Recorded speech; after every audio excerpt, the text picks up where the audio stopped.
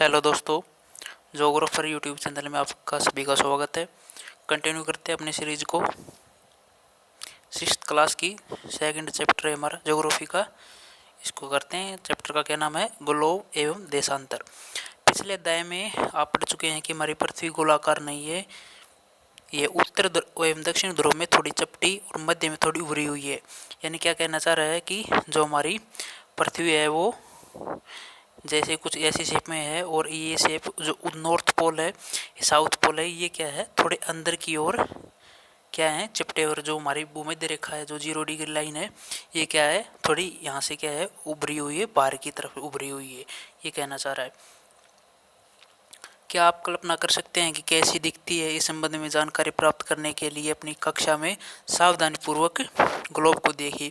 Globe पृथ्वी का लघु रूप में एक वास्तविक प्रतिरूप, यानी क्या कह रहा है कि ग्लोब है वो क्या है, पृथ्वी का लघु रूप यानी छोटा रूप है, और एक वास्तविक प्रतिरूप है, एक नहीं आभासी प्रतिरूप है, जो हमें आभास करवाता है कि पृथ्वी का आकार तो सेम नहीं करवा पाता, लेकिन उसका स्वरूप जरूर हमें आभास करवा देता है कि पृथ्वी का स्वरूप कैसा है।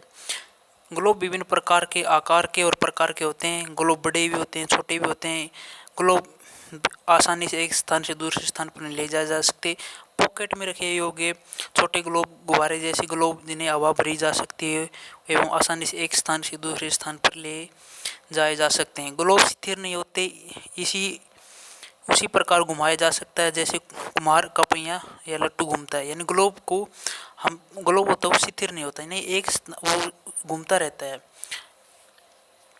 हम देख सकते हैं जब आप ग्लोब को अपने सामने रखें ना, तो जब देखेंगे क्या होगा, जैसे पृथ्वी पश्चिम से पूर्व की ओर रोटेशन करती है, वैसे ही ग्लोब भी क्या करता है, पश्चिम से पूर्व की ओर गति करता हुआ दिखाई देता है, जिसके कारण कहा जा रहा है कि ग्लोब क्या होता है, स्थिर नहीं होता पृथ्वी की जैसे। ग्लोब स्थिर नहीं होता, उसी प्रकार घुमाया जा सकता है जैसे कुम्हार का पहिया या लट्टू घुमाता है। ग्लोब पर देश, महाद्वीप तथा महासागरों को उनके सही आकार में दिखाया जाता है। यानी क्या बता रहा है कि ग्लोब पर हम क्या क्या चीज़ देख सकते हैं, देशों को देख सकते हैं, महाद्वीपों को देख सकते हैं, महासागरों को देख सकते हैं। 7 महाद्वीप हैं, 5 महासागर हैं, उनके नाम भी बता देंगे बाद में। पृथ्वी के समान किसी ग्लोब पर किसी बिंदु को स्थित का वर्णन करना कठिन है। यानी ग्लोब पर हमें यदि किसी चीज़ की एक स्पेसिफिक जगह या किसी एक बिंदु के बारे में जानकारी प्राप्त करनी हो, तो वो हम प्राप्त नहीं कर सकते। अब प्रश्न उठता है कि इस पर किस स्थान की स्थिति कैसे बताई जा सकती है। यानी अब हमारे मन में होगा कि ग्लोब पर किसी स्थान की स्थिति को जानेंगे तो कैसे जानेंगे। इसके लिए हमें कुछ बिंदुओं एवं रेखाओं के संदर्भ की आवश्यकता होती है। यानी कुछ बिंदु होते हैं, कुछ रेखाएं होती हैं ग्लोब पर, उनके माध्यम से किसी स्थान का निर्धारण करते हैं। आप देखेंगे कि एक सुई ग्लोब पर झुकी, मतलब आप देखेंगे कि एक सुई है वो ग्लोब को झुकी हुई अवस्था में स्थित होती है, जिसे अक्षांश कहते हैं। यानी ग्लोब ये, और यहाँ से नॉर्थ पोल और साउथ पोल के मध्य में एक सुई ग्लोब में देखेंगे तो वो क्या हुआ, इसको 23.5 डिग्री झुकाई हुई है। 23.5 डिग्री झुकाई, और ये जो बीच की है ये क्या कहलाती है, अक्षांश अक्ष कहलाती है। क्या कहलाती है? पृथ्वी का अक्ष कहलाती है।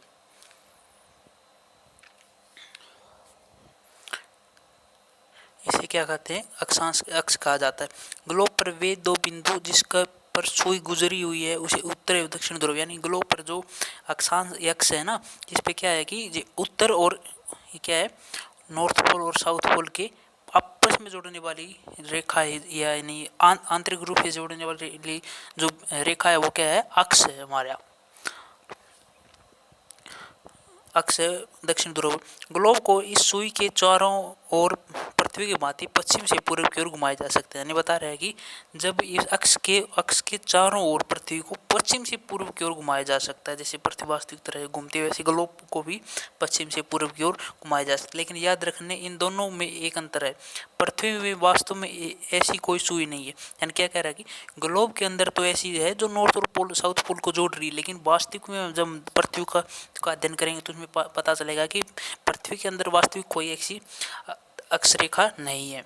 यह अपने अक्ष पर चारों ओर घूमती है, जो एक काल्पनिक रेखा है। कोई इसके बारे में बता रहे, अक्ष के बारे में बता रहे। एक अन्य काल्पनिक रेखा भी ग्लोब को 2 बराबर भागों में बांटती है, जिसे हम विषुवत वृत्त कहते हैं। विषुवत वृत्त क्या होता है, जैसे हमारी पृथ्वी है तो पृथ्वी के मध्य में बिल्कुल यहाँ पे इसका मान क्या होता है 0 डिग्री होता है। ये क्या कहलाती है 0 डिग्री इक्वेटर कहलाती है। इंग्लिश में इक्वेटर कहते हैं, हिंदी में क्या कहते हैं विषुवत वृत्त। तो क्या है ये पूरे पृथ्वी पे सबसे बड़ा वृत्त होता है ये इक्वेटर। इसका मान होता है 0 डिग्री। पृथ्वी के उत्तर में स्थित आधे भाग को उत्तरी गोलार्ध और दक्षिण वाले भाग को दक्षिण गोलार्ध का क्या है कि जो हमारी विषुवत रेखा है वो इस जो पृथ्वी को दो बराबर गोलार्धों में बांटती है। जो ऊपर का भाग होगा वो क्या कहलाएगा उत्तरी गोलार्ध नॉर्थ हेमिस्फीयर। दक्षिण का भाग क्या कहलाएगा साउथ हेमिस्फीयर दक्षिण गोलार्ध कहलाएगा। और इनको विभाजित कौन सी रेखा करती है विषुवत वृत्त करता है इक्वेटर लाइन।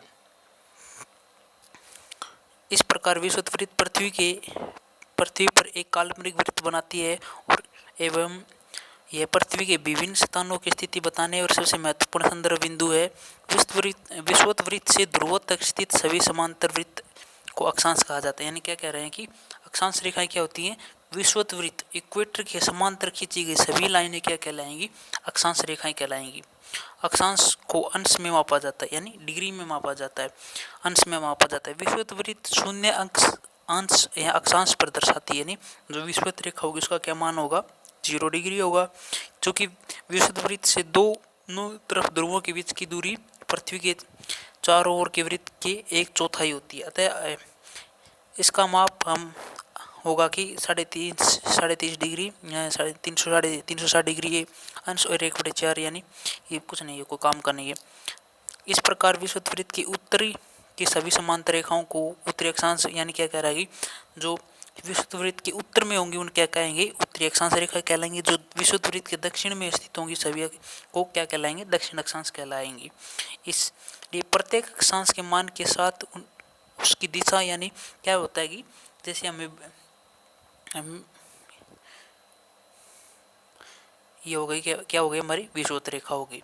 और इसके जो उत्तर में होंगे ना जो भी रेखाएं आएंगी और जो यहाँ के दक्षिण में जो रेखाएं आएंगी उनके सबसे बड़ी बात क्या होगी जैसे ये 23.5 डिग्री ये 23.5 डिग्री है। तो जो 23.5 डिग्री जो इस तरफ की 23.5 डिग्री होगी उन पे क्या होगा मान के साथ साथ उनकी डायरेक्शन भी लिखी होगी कि कौन से हेमिस्फीयर में जो नॉर्थ में हेमिस्फीयर में होगी उनके सामने एन लिखा मिलेगा, जो दक्षिण में होंगी उनके सामने एस लिखा मिलेगा।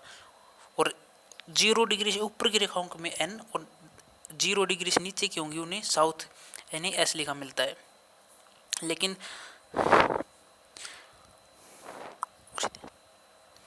सभी समांतर रेखाएं दक्षिण कहलाएंगी। इसलिए प्रत्येक अक्षांश के मान के साथ उनकी दिशा यानी उत्तर और दक्षिण भी लिखा जाता है। सामान्यतः हम देखते हैं कि ये कोई काम का नहीं है हमारा, बाद में देखेंगे।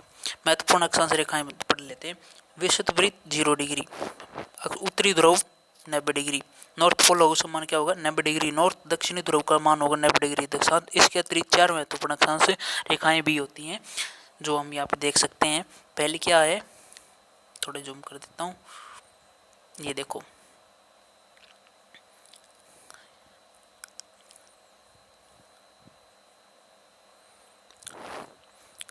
ये क्या है 0 डिग्री। 0 डिग्री क्या है विषुवत वृत्त है।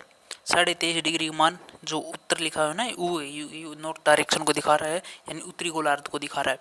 जो दक्षिण में है ये क्या है 23.5 डिग्री मकर रेखा ऊपर की कर्क रेखा और इसके बीच में एक और 86.5 डिग्री है ये क्या कहलाएगी उत्तरी ध्रुव वृत्त नॉर्थ आर्टिक सर्कल।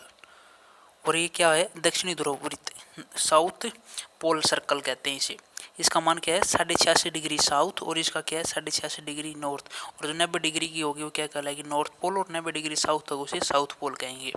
ये महत्वपूर्ण रेखाएं विषुवत रेखा कर्क रेखा उत्तरी ध्रुव वृत्त सर्कल और उत्तरी ध्रुव। इसी तरह दक्षिण गोलार्ध में भी यही रेखाएं हैं जिसे 23.5 डिग्री मकर रेखा 86.5 डिग्री दक्षिणी वृत्त सर्कल और 90 डिग्री साउथ होगा वो क्या कहलाएगा दक्षिणी ध्रुव कहलाएगा। पृथ्वी के ताप कटिबंधों के बारे में जान लेते हैं। ताप कटिबंध क्या होते हैं। कर्क रेखा और मकर रेखा के बीच के सभी अक्षांश सूर्य वर्ष में एक बार दोपहर में ठीक सिर के ऊपर होता है, इसलिए इस क्षेत्र में सबसे अधिक ऊष्मा प्राप्त होते और इसे उष्ण कटिबंध कहलाते हैं। यानी क्या कहना चाह रहा है कि जो हमारे जैसे हमारी पृथ्वी है और ये हमारी भूमध्य रेखा ये हमारी कर्क रेखा, ये मकर रेखा। और जो हमारा सूर्य है वो क्या करेगा, लाइट है ना सूर्य की, वो सीधी कर्क रेखा और मकर रेखा के बीच में क्या होंगी, लंबवत पड़ेंगे। और पूरे वर्ष में किसी न किसी अक्षांश पे एक बार दिन में सिर पर होंगे। यानी कह सकते हैं कि जो 23.5 डिग्री नॉर्थ और 23.5 डिग्री साउथ के मध्य में सबसे ज़्यादा ऊष्मा प्राप्त करेगी पृथ्वी। और इसी कारण इस क्षेत्र को क्या कहेंगे, उष्ण कटिबंध कहेंगे। क्या कहेंगे, उष्ण कटिबंध, क्योंकि सबसे ज़्यादा उष्मा। और जैसे ही पृथ्वी जैसे 23.5 डिग्री के बाद क्या होगी, सूर्य किरण क्या होंगी, तिरछी हो जाएंगी। क्या हो जाएंगी, तिरछी हो जाएंगी। कर्क रेखा तथा मकर रेखा के बीच के किसी भी अक्षांश और दोपहर में सूर्य कभी भी सिर के ऊपर नहीं होता। क्या कह रहे हैं, कर्क रेखा और मकर रेखा के बाद में, जैसे कर्क रेखा और मकर रेखा 23.5 डिग्री नॉर्थ और साउथ के बाद क्या होगा, सूर्य किरण क्या होंगे, बिल्कुल सिर पे नहीं होंगी, थोड़ी तिरछी हो जाएंगी। ध्रुव की तरफ सूर्य किरणें तिरछी होती जाती हैं। किसी प्रकार उत्तरी गोलार्ध में कर्क रेखा एवं दक्षिणी गोलार्ध में मकर रेखा एवं दक्षिणी वृत्त के बीच के मध्य क्षेत्र को शीतोष्ण कटिबंध कहते हैं। कैसे, मैं ये बताता हूँ, रुको। जैसे ये हमारी इक्वेटर हो गई, ये कर्क रेखा हो गई, ये हमारा सर्कल हो गया। तो जो ये क्षेत्र है ना, ये क्या कहलाएगा, शीतोष्ण कटिबंध। ये क्षेत्र पूरा क्या कहलाएगा, शीतोष्ण कटिबंध। इसका ये क्या होगी, 23.5 डिग्री, ये होगी हमारी 66 डिग्री। 23.5 और 66 डिग्री नॉर्थ और 23.5 डिग्री साउथ और 66 डिग्री साउथ के बीच मध्य के क्षेत्र को कहेंगे शीतोष्ण कटिबंध कहेंगे। क्या, क्यों कहेंगे, क्योंकि यहाँ पे उष्मा, जैसे उष्ण कटिबंध में ज़्यादा तापमान के कारण वहाँ पे ज़्यादा उष्मा मिल रही थी, लेकिन पृथ्वी की किरणें तिरछी होने के कारण इस क्षेत्र में उष्मा बहुत कम मिलने के कारण इसे क्या कहेंगे, शीत कटिबंध कहेंगे, शीतोष्ण कटिबंध कहेंगे। उत्तरी गोलार्ध में उत्तर ध्रुव वृत्त एवं उत्तरी ध्रुव तथा दक्षिणी गोलार्ध में दक्षिणी ध्रुव वृत्त और दक्षिणी ध्रुव के बीच के क्षेत्र में बहुत ज़्यादा ठंड होती है, क्योंकि यहाँ सूर्य की क्षैतिज से ज़्यादा ऊपर आ जाता है। यानी क्या कह रहे हैं, सूर्य किरण जो क्षैतिज आ रही थी ना, उससे ऊपर आ जाता है, इसलिए इसे शीत कटिबंध कहते हैं। कौन सी को कहते हैं, जैसे हमारी 66 डिग्री सर्कल था ना नॉर्थ का, और ये क्या होगा 90 डिग्री हमारा क्या हो जाएगा, उत्तरी ध्रुव। तो इस क्षेत्र में क्या होगा, सूर्य की किरण है वो यहाँ तो सीधी जा रही थी, यहाँ थोड़ी तिरछी हो रही थी, लेकिन यहाँ पे क्या होंगी, बिल्कुल तिरछी, ना के बराबर होंगी। और ना के बराबर होने के कारण सूर्य की उष्मा यहाँ तक नहीं पहुँच पाई, और न पहुँचने के कारण इस क्षेत्र में क्या होगा, तापमान बिल्कुल माइनस में चला जाएगा। तो इस क्षेत्र को क्या कहेंगे, शीत कटिबंध कहेंगे। देशांतर रेखाओं के बारे में जान लेते हैं। ये तो हमारी अक्षांश रेखाएं थी, अब देशांतर रेखाएं देखते हैं। अक्षांश रेखाओं के आधार पर तो हमें क्या कही, ताप कटिबंध बांट दिए। देशांतर रेखाओं के आधार पर भी बांटेंगे, कुछ टाइम जोन बनेंगे, देखते हैं। किसी स्थान की स्थिति को बताने के लिए उस स्थान के अक्षांश के अतिरिक्त कुछ और जानकारियों की आवश्यकता होती है। आप देख सकते हैं कि प्रशांत महासागर में स्थित टोंगा द्वीप और हिंद महासागर में स्थित मॉरिशस द्वीप एक ही अक्षांश रेखा पर स्थित है।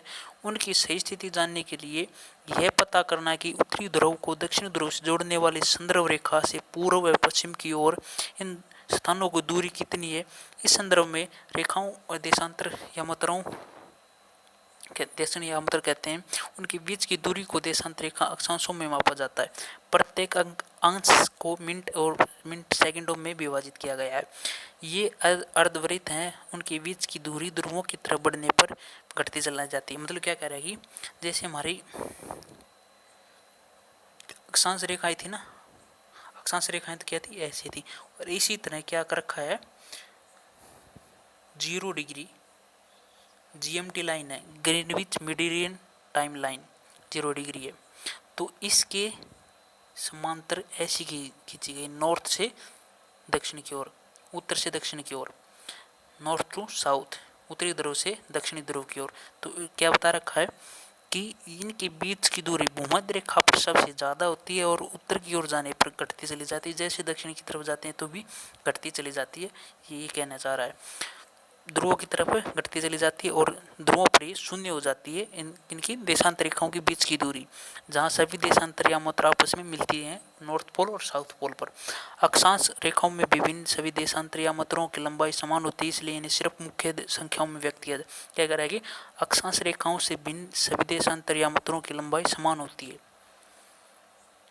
इसलिए इन्हें सिर्फ मापा मतलब ये कहना चाह रहा है कि अक्षांश रेखाएं, जैसे ये हमारी अक्षांश रेखाएं थी ना, इनके बीच ये लंबाई थी ना, वो जैसे जैसे नॉर्थ पोल की और साउथ पोल की ओर जाए तो क्या हो रही थी, छोटी होती जा रही थी। लेकिन जो देशांतर रेखाओं ने है वो क्या है, सभी की लंबाई है वो क्या है, समान है, लेकिन बीच की दूरी ध्रुवों की ओर घटती चली जाती है देशांतर रेखाओं की, और इसी तरह लंबाई घटती चली जाती है अक्षांश रेखाओं की ध्रुवों की ओर।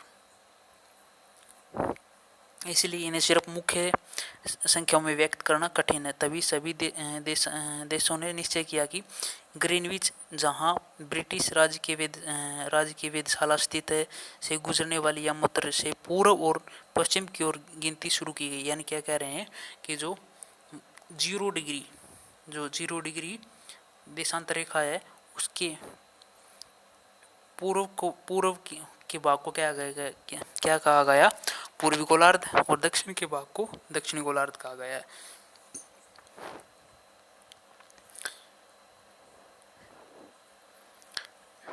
इसलिए इन्हें सिर्फ मुख्य अक्षांश रेखाओं में सभी देशांतर यामत्रों के बीच की लंबाई समान होती है, तो इसलिए इन सिर्फ मुख्य संख्याओं में व्यक्त करना कठिन है। इस तभी ने सभी देशांतर रेखाओं के बीच में बढ़ा दिया था। क्या बता रहे हैं कि गुजरने वाली यामोत्र रेखा पूर्व और पश्चिम की ओर गिनती शुरू की जाती है। इसे यामोत्र प्रमुख यामोत्र कहते हैं। किसे 0 डिग्री को क्या कहते हैं, प्रमुख यामोत्र रेखा।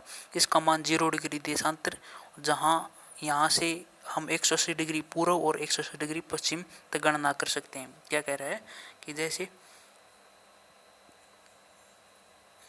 ये लाइन हो गई ना 0 डिग्री, तो 0 डिग्री से इस तरफ 180 रेखाएं होंगी, इस तरफ क्या होंगी, 180 रेखाएं होंगी। टोटल कितनी हो जाएंगी, 360 रेखाएं, मतलब 360 तो क्या हो गई हमारी कुल देशांतरों की संख्या कितनी हो जाएगी, 360।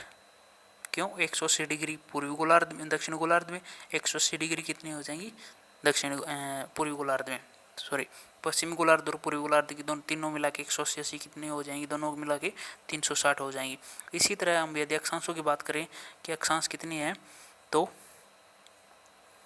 क्या होंगे, जो भूमध्य रेखा होगी 0 डिग्री, यहाँ से कितनी हो जाएंगी, 90, तो ये हो जाएंगी 90, ये हो जाएंगी, तो कुल अक्षांश कितने हो जाएंगे हमारे 190 तो ये हो गई 90, और रुको एक बार,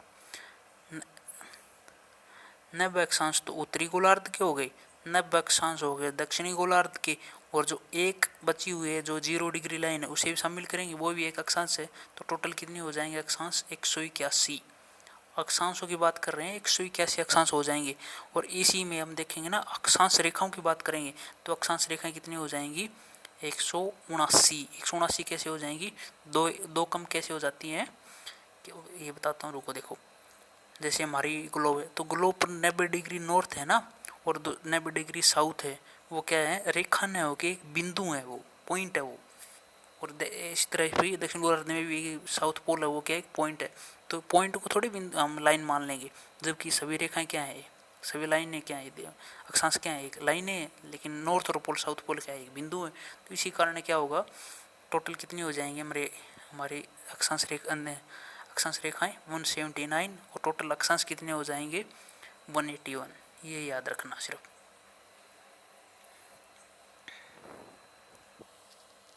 तो हमें पता चल गया कि टोटल अक्षांश और देशांतर रेखाएं कितनी होती है। तो आगे कंटिन्यू करते हैं। प्रमुख यामोत्तर तथा 180 डिग्री मिलकर पृथ्वी के दो समान भागों में पूर्वी गोलार्ध और पश्चिमी गोलार्ध में विभाजित करती है। इसलिए किसी स्थान के देशांतर के आगे पूर्व के लिए अक्षर में पू लगाया जाता है, और पूर्व मतलब लगाया जाता है, यानी ईस्ट और वेस्ट पूर्व में होगी ई लगाते हैं, और जो पश्चिम में होगा वहाँ वेस्ट लगाया जाएगा, उपयोग करते हैं डिग्री के सामने। यह जानना रोचक होगा कि 180 डिग्री पूर्व और 180 डिग्री पश्चिम यामोत्तर में एक ही रेखा पर स्थित है। यानी क्या कह रहा है कि जैसे हम जो हमारी ऐसे जैसे 0 डिग्री GMT लाइन थी ना, तो इनको गिनती करते करते 1 2 3 4 5 करते हुए जैसे ही घूमेंगे ना, ग्लोब घुमाएंगे, तो एक ऐसा समय आएगा जब 180 डिग्री इधर से और 180 डिग्री इधर से, तो केवल एक ही लाइन मिलेगी और उसे क्या कहते हैं, अंतर्राष्ट्रीय तिथि रेखा।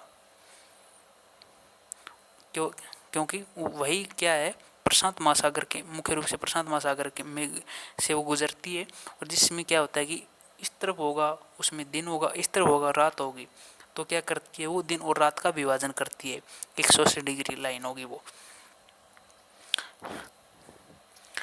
एवं देशांतर रेखाओं के द्वारा बनी ग्रिड को देखें। अगर आप किसी स्थान के अक्षांश और देशांतर का सही जानकारी हो तो आप ग्लोब पर आप उस स्थान का पता आसानी से लगा सकते हैं। उदाहरण के लिए असम में धुबरी 26 डिग्री नॉर्थ और एवं 90 डिग्री पूर्वी देशांतर पर स्थित है। यानी क्या कह रहा है कि जब हम किसी स्थान की वास्तविक स्थिति जानकारी प्राप्त कर लेते हैं, जैसे कोई असम में कोई जगह है धुबरी, वो क्या है 26 डिग्री क्या होगी, 26 डिग्री क्या होगी, नॉर्थ होगी, यानी हमारी कर्क रेखा के लगभग पास में होगी।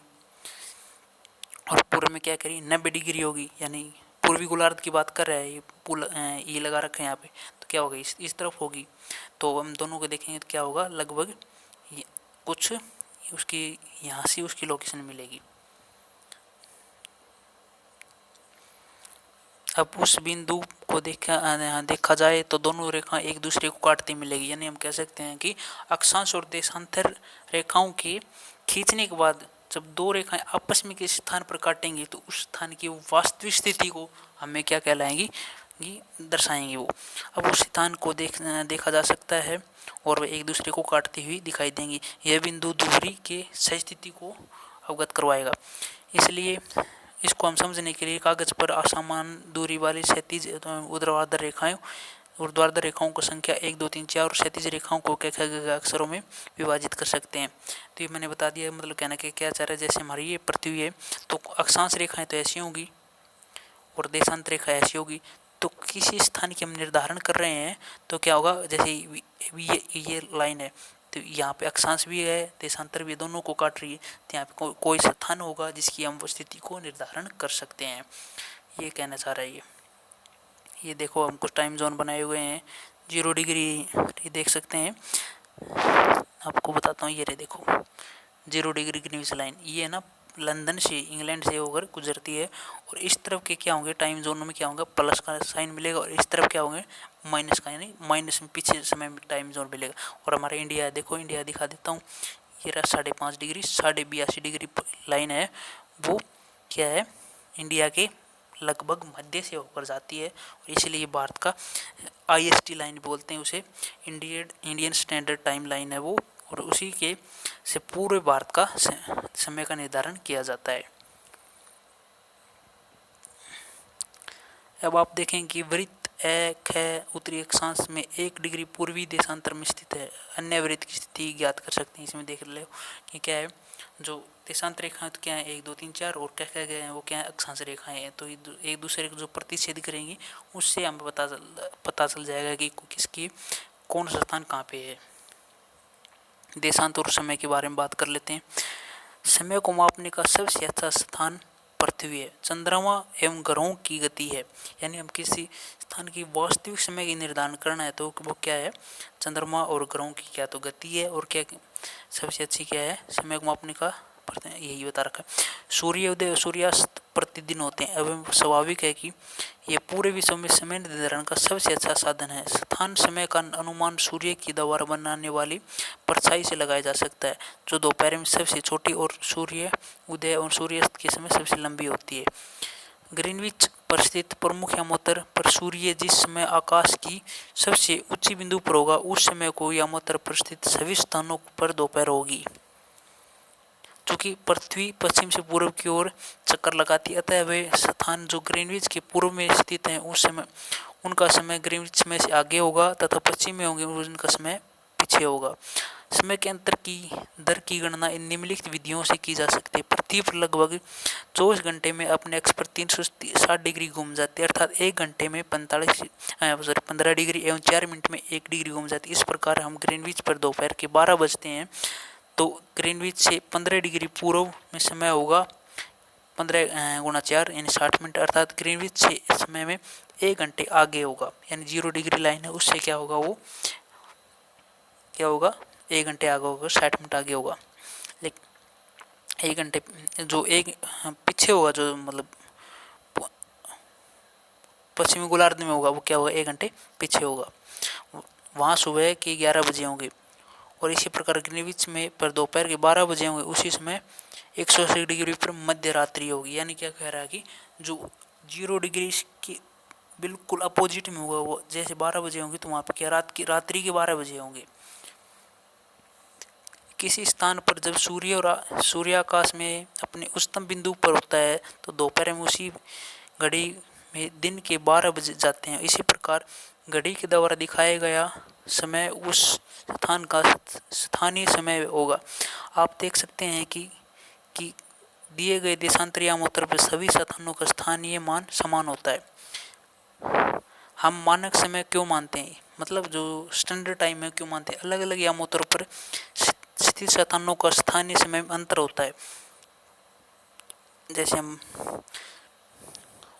उदाहरण के लिए बहुत से देशांतर से होकर गुजरने वाली रेलगाड़ियों के लिए समय सारणी तैयार करना कठिन होगा। यानी क्या कह रहे हैं कि जो हमारा देशांतर रेखाएं होंगी वो क्या होगी, कोई अगर ट्रेन है वो क्या है गुजरात से यदि वो असम की तरफ जाएगी तो एक टाइम जोन से थोड़ी जा सकती है, वो एक देशांतर रेखा से थोड़ी होकर गुजरेगी कि पूरे भारत को एक ही देशांतर रेखा ही गुजर, पर वो तो अलग अलग 15 डिग्री पे एक डिग्री पे क्या होगी 4 मिनट में 1 डिग्री और हो जाएगी, 4 मिनट में 1 डिग्री और आगे घूम जाएगी।